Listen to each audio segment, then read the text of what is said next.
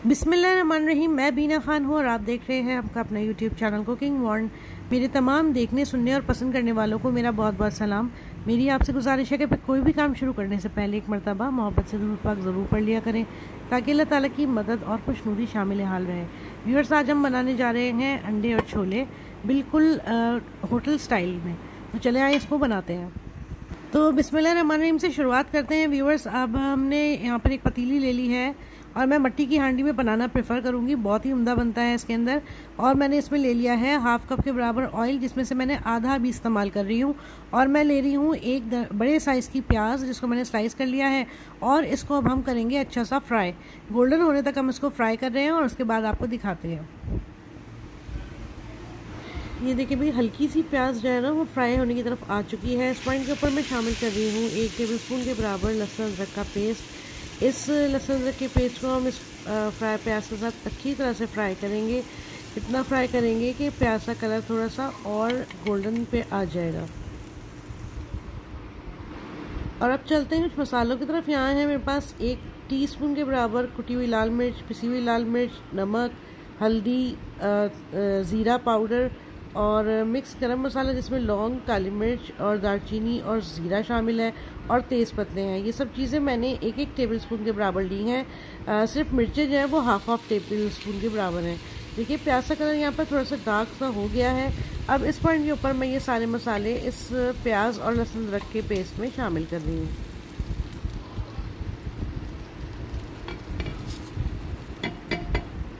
इन तमाम चीज़ों को शामिल करने के बाद हम अच्छा सा इन मसालों को भूनेंगे। तकरीबन 2 से 2.5 मिनट तक हम इन मसालों को भून रहे हैं। आप देख सकते हैं मसाला बहुत ही अच्छा सा भुन चुका है, दाना इसमें शुरू हो गया है, तेल इसने छोड़ दिया है।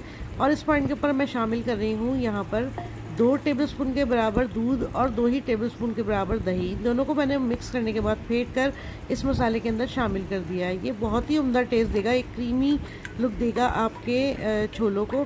तो जनाब इसको भी हम अच्छा सा भून लेते हैं। इसके भूनने का टाइम भी हमारे पास है 2 से 2.5 मिनट।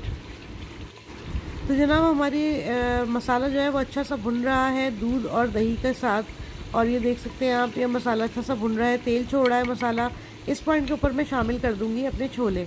छोले मेरे पास बॉइल्ड थे पहले से, आप अगर फ्रेशली उबालना चाहें तो बहुत अच्छी बात है। तो यहाँ पे मैं छोले शामिल कर रही हूँ। छोले मैं इसमें 1 पाव के करीब शामिल कर रही हूँ। तो जनाब इसको मैंने अच्छी तरह से इस मसाले में शामिल कर दिया है। और पानी चूँकि इसमें मौजूद था तो इसका जो है वो आप देख सकते हैं सालन टाइप का एक टेक्सचर आ चुका है।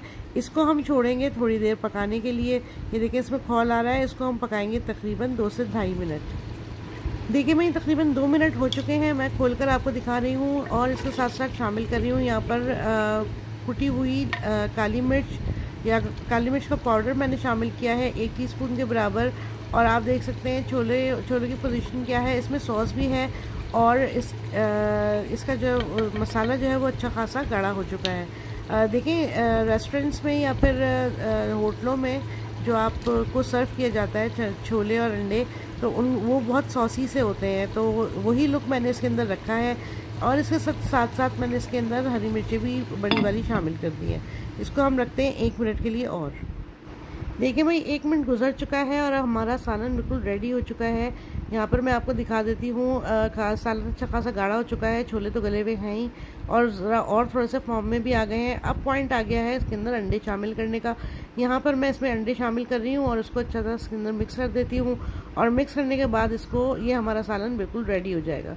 ठीक है, इसको आप अब ये सर्व करने के लिए बिल्कुल रेडी है। चलिए भाई अब दिखाते हैं आपको इसको सर्व करने के लिए। हम इसको डिश आउट करके दिखा रहे हैं आपको। बहुत ही उम्दा सा इसका टेक्सचर आप देख सकते हैं। और ये सालन बिल्कुल रेडी है। मैं इसको डिश आउट कर रही हूँ और फिर इसका फाइनल लुक आपको दिखाती हूँ।